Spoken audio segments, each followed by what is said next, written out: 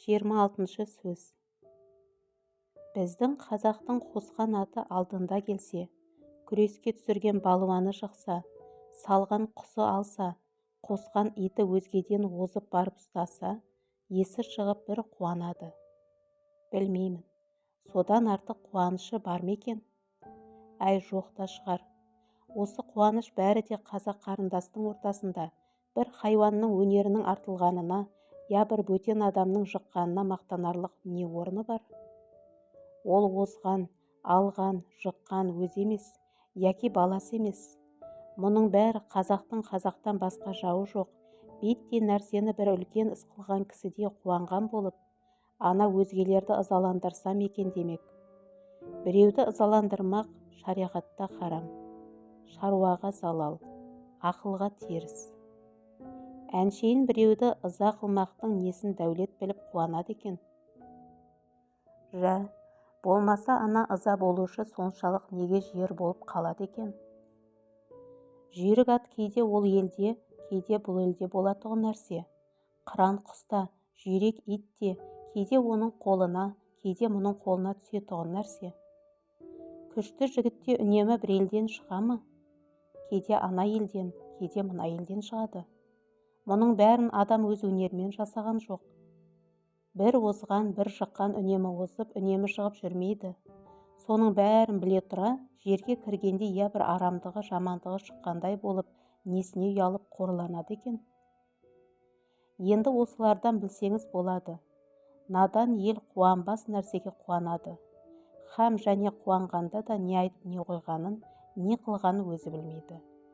Есі шығып бір түрлі мастыққа кез болып кетеді. Хам ұялғандары ұялмас нәрседен ұялады. Ұяларлық нәрседен ұялмайды. Мұның бәрі надандық, ақымақтықтың әсері. Бұларын айтсаң кейбіреуі рас деп ұйыған болады. Оған нанба, ертең ол да әлгілердің бірі болып кетеді. Көңілі, көзі жетіп тұрса да, хайуан секілді әуелгі әдетінен бойын тоқтата алмайды. Бір тиянақсыздыққа түсіп кетеді. Ешкім тоқтатып, ұқтырып болмайды. Не жаманшылық болса да бір әдет етсе, қазақ ол әдетінен еріксіз қорыққанда, я өлгенде тоқтайды. Болмаса ақылына жеңгізіп, мұным теріс екен деп, өздігінен тоқтаған адамды көрмессің. 27 сөз. Сократ хакімнің сөзі. Бір күні Сократ хакім бір Аристодем деген ғалым шәкіртіне Құдай тәбәрәка уә тағалаға құлшылық қылмақ турасында айтқан сөзі. Ол өзі құлшылық қылғандарға күлуші еді. Әй, Аристодем, ешбір адам бар ма? Сенің білуіңше қылған өнерлері себепті адам таңырқауға лайықты деді. Ол айтты, толып жатыр хазірет. Бірінің атын аташы деді. Гомерге бәйетшілігі себепті, Софокльге трагедиясы себепті, яғни біреудің сипатына түспектік, Зевсиске суретшілігі себепті таңырқаймын деп, соған ұқсас неше онан да басқа өнерлері әшкере болған жандарды айтты. Олай болса кім артықша ғажапты айнуға лайықты? Жансыз, ақылсыз, құр пішінді жасайтұғын суретші ме? Я жан иесі, ақыл иесі адамды жаратушы ма? дейді. Соңғысы лайықты дейді. Бірақ ол жаратушы жаратты, өздігінен кез келіп солай болып кетпей, басынан біліп істеген хикметінен болса дейді. Жә, пайдалы нәрсе дүниеде көп, бірінің пайдасы көрініп білініп тұрады, кейбірінің пайдасы анық білінбейді, соның қайсысы хикмет көресін дейді. Әрине, әшкере пайдаға бола жаратылғанын хикмет десе керек деймін дейді.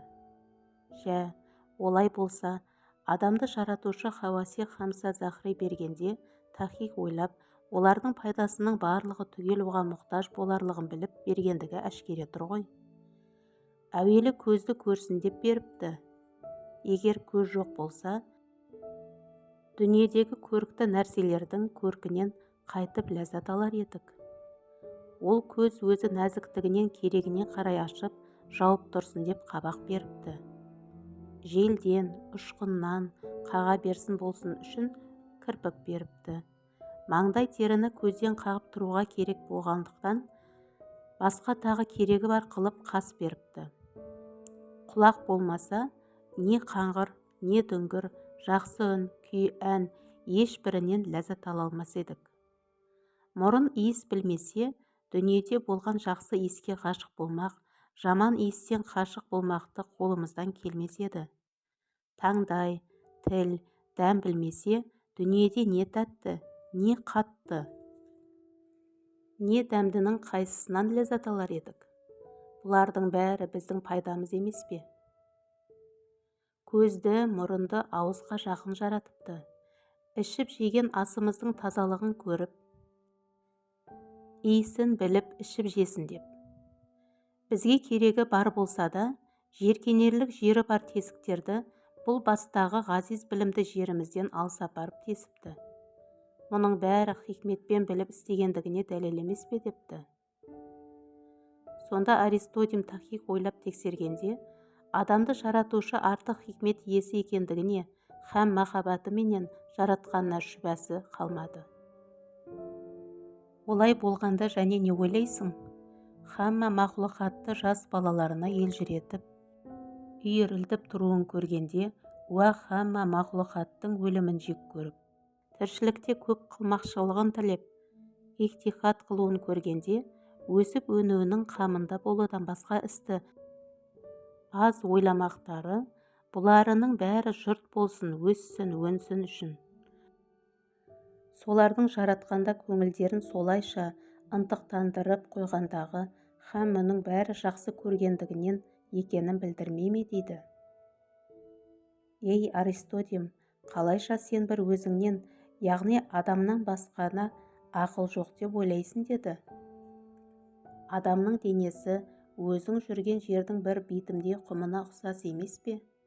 Денеңде болған дымдар жердегі сулардың бір тамшысындай емес пе? Жә, сен бұл ақылға қайдан ие болдың? Әрине, қайдан келсе де, жан деген нәрсе келді де, сонан соң ие болдың. Бұл ғаламды көрдің, өлшеуіне ақылың жетпейді. Келісті көрімдігіне һәм қандай лайықты жарастықты законымен жаратылып, оның ешбірінің бұзылмайтұғын көресің. Бұлардың бәріне ғажайып қаласың һәм ақылың жетпейді. Осының бәрі де кез келгендікпенен бір нәрседен жаралған ба, яки бұлардың иесі бір өлшеусіз ұлы ақыл ма? Егер ақылменен болмаса, бұлайша бұл есебіне, өлшеуіне ой жетпейтұғын дүние әрбір түрлі керекке бола жаратылып, һәм бір-біріне себеппен байланыстырылып, пенденің ақылына өлшеу бермейтұғын мықты көркем законға қаратылып жаратылды дейді. Ол айтты, Тахик, бұл айтқанының бәрі рас. Жаратушы артық ақыл иесі екендігі мағлұм болды. Ол Құдайдың ұлықтығына іңкәрім жоқ. Бірақ сондай ұлық Құдай менің құлшылығыма неғылып мұқтаж болады деді. Ей Аристотим, қате айтасың. Мұқтаж болмағанда да, сенің біреу қамыңды жесе, сенің оған қарыздар екендігіңе де ұстаз керек пе деді. Аристотим айтты, ол менің қамымды жейтұғын мен қайдан білем деді. Жә, олай болса, хамма мақлұққа да қара, өзіңе де қара, жанды бәрімізге де беріпті. Жанның жарығын бәрімізге де бірдей ұғарлық қылып беріп пе? Адам алдын, артын, осы күнін, үшеуін де тегіс ойлап тексереді. Хайуан артын, осы күнін де бұлдыр біледі. Алдыңғы жағын тексермекке тіпті жоқ. Хайуанға берген денеге қара, адамға берген денеге қара. Адам екі аяғын басып тік тұрып дүниені тегіс көрмекке, тегіс тексермекке лайықты, һәм өзге хайуандарды қолданарлық, пайдасын көрерлік лайығы бар. Хайуанның бірі аяғына сеніп, бірі қанатына сеніп жүр. Бір өзіңдей хайуанды қолданарлық лайығы жоқ. Адам өз-өзіне сенбесе, адамды да хайуан секілді қылып жаратса, еш нәрсеге жарамас еді. Хайуанға адамның ақылын берсе, мұнша шеберлік, мұнша дарқарлық, бір-біріне ғылым үйретерлік шешендік, салахият ол денеге лайықты келмейді. Қай өгіз шаһар жасап, құрал неше түрлі сайман жасап, сыпайылық шеберліктің өдесінен шығарлық қисыны бар. Бірақ адам баласы болмаса, бұл ғажайып ақылды және ғажайыппен жасаға денеген кіргізіп, Монша салахият есі қылғаны хикметменен өзге хайуанға сұлтан қылғандығына дәлел емес пе? Ол дәлел болса, адам баласын артық көріп, қамын әуелден Алланың өзі ойлап жасағанына да дәлел емес пе? Енді адам баласының құлшылық қылмаққа қарыздар екені мағлұм болмай ма депті. 28-ші сөз. Ей мұсылмандар! Біреу бай болса, біреу кедей болса, біреу ауру, біреу сау болса, біреу есті, біреу есер болса, біреудің көңілі жақсылыққа мейілді, біреудің көңілі жаманшылыққа мейілді. Бұлар неліктен десе біреу, сіздер айтасыздар: Құдай тағаланың жаратуынан яки бұйрығынша болған істеп. Жә, олай болса, біз Құдай тағаланы айыбы жоқ, міні жоқ, өзі әділ деп иман келтіріп едік. Енді Құдай тағала бір антұрғанға еңбексіз мал береді екен.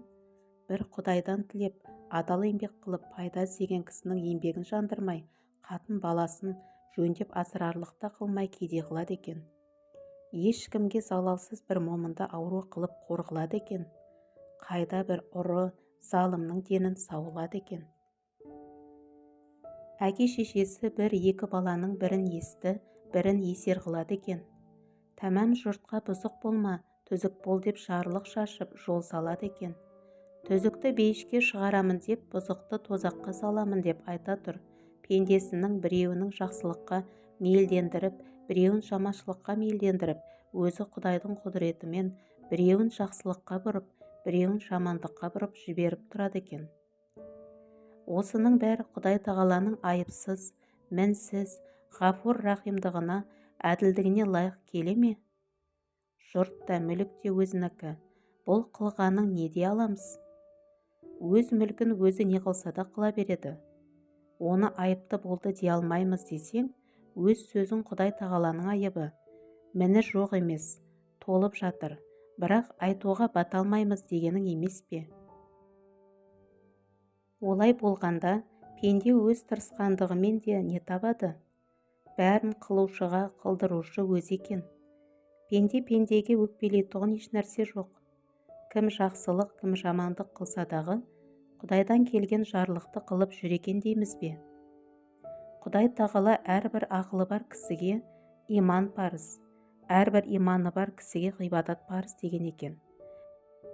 Және де әрбір рас іс ақылдан қорықпаса керек. Жә, енді біз ақылды еркіне жібермесек, Құдай тағаланың ақылы бар кісіге иман парыз дегені қайда қалады? Мені таныған ақылменен таныр дегені қайда қалады? Дініміздің бір жасырын тұрған жалғаны жоқ болса, ақылды, оны ойлама дегенімізге пенде бола ма? Ақыл тоқтамаған соң діннің өзі неден болады? Әуелі иманды түзетпей жатып, қылған ғибадат не болады? Жоқ, сен жақсылық, жамандықты жаратқан Құдай, бірақ қылдырған Құдай емес, ауруды жаратқан Құдай, ауыртқан Құдай емес, байлықты, кедейлікті жаратқан Құдай, бай қылған, кедей қылған Құдай емес деп нанып ұқсаң болар, әйтпесе жоқ. 29-шы сөз. Қазақтың мақалдарының көбінің іске татырлығы да бар, іске татымақ түгіл, не құдайшылыққа, не адамшылыққа жарамайтұғыны да бар. Әуелі жарлы болсаң арлы болма дейді. Ардан кеткен соң тірі болып жүргені құрысын. Егер онысы жалға жүргеніңде жаныңды қинап еңбекпенен мал тап деген сөз болса, ол ар кететұғын іс емес. Тыныш жатып, көзін сатып, біреуден тіленбей жанын қарманып, адал еңбекпен мал іздемек, ол арлы адамның ісі. Қалауын тапса қар жанады, сұрауын тапса адам баласының бермейтіні жоқ деген ең барып тұрған Құдай ұрған сөз осы. Сұрауын табамын, қалауын табамын деп қорлықпенен өмір өткізгенше, малды не жерден сұрау керек, не аққан терден сұрау керек қой. Атың шықпаса жер өрте дейді. Жер өртеп шығарған аттың несі мұрат? 100 күн атаң болғанша бір күн бура бол дейді. Тәңірге жазып бір күн мінбей түспей арып, шөмеңдеп диуаналықпен бір күн болған буралық неге жарайды? Алтын көрсе періште жолдан таяды дейді. періштеден садаға кеткір-ай. Періште алтынды не қылсын? Өзінің көрсе қызар сұмдығын қостағалы айтқаны. Ата-анадан мал тәтті, алтынды үйден жан тәтті дейді. Ата-анасына мал тәтті көретұғын антұрғанның тәтті дерлік не жаны бар? Бұлардың бәрінен де қымбат ата-анасын малға сатпақ ең арсыздың ісі емес пе? Ата-ана шамасы келсе, мехнаттанып мал жиса да, дүниелік жиса да, артымда балаларыма қалсын дейді. Ол ата-ананы малға сатқан соң, Құдайға дұшпандық іс емес пе? Осындай білместікпенен айтылған сөздеріне бек сақ болу керек. 30-шы сөз. Қырқын мінсе қыр артылмайтұғын осы бір қырт мақтан деген бір мақтан бар. Сол неге керек, неге жарайды? Ол ар, есті білмейді, намысты білмейді. Кең толғау үлкен ой жоқ, не балуандығы жоқ, не батырлығы жоқ, не адамдығы жоқ, не ақылдығы, не арлылығы жоқ. Мойынын бұрып қойып, ой тәңір-ай, қойшәрі, кімнен кім артық дейсің? Кімнің басы кімнің қанжығасында жүр? Ол менің қазаныма ас салып беріп жүр ме? Мен онан сауын сұрап отырмын ба деп бұлғақтап, немесе аяғаным жаным ба? Ой енесін ұрайын, өліп кетпей неге керек? Азар болса атылып, я осы үшін айдалып кетсем де көнгенім ақ. Әйтеуір бір өлім бар ма деп қалшылдайтұғын кісі көп қой.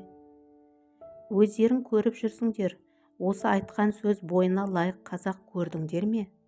Өлімге шыдайтұғын қазақ көргенім жоқ. Өлімге шыдамаймын деген де қазақ көргенім жоқ. Кеңірдегін ғана көрсетеді-ау, қиылып қана қалайын деп. Егер осы сөз бойына лайық кісі көрінсе, ақылы жоқ болса да, қайратымен ақ кісі айдындыратұғын адам болғаны ғой. Егер шын айғайды көргенде, кірер жерін табалмайтұғын дарақы. Жұртты осы сөзімен айдындырамын. Мына кәпірден кісі шошитұғын екен дегізіп, айдындырайын деп айтып отырған құр домбытпасы болып, босқа қоқиып отырса, соны не дейміз? Ай Құдай-ай, жанға мырзалық қылатұғын. Ердің жадағайдақ сертке тұрғыштығы, малға мырзалығы, дүниені бір тиын есеп көрмейтұғыны, жомарттығы, әр түрлі белгісі бойында тұрмас беді. Ұялмас бетке талмас жақ береді деп, көп былжыраған арсыз ұятсыздың бірі дағы.